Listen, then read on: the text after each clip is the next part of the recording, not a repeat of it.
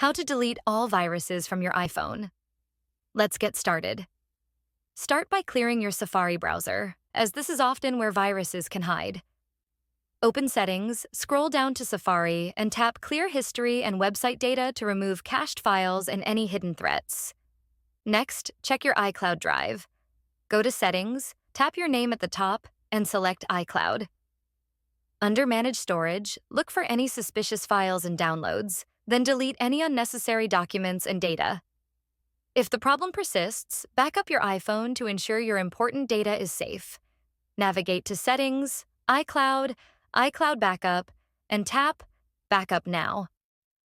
Once your backup is complete, proceed to reset your device.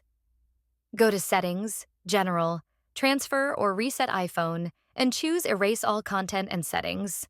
This will restore your iPhone to factory settings and remove any remaining viruses. After the reset, carefully restore your backup. Add apps and files one at a time to identify any that might be causing issues.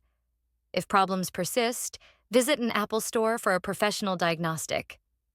By following these steps, you can ensure your iPhone is clean and virus-free. If this guide helps, let me know in the comments, and don't forget to like and subscribe for more tech tips.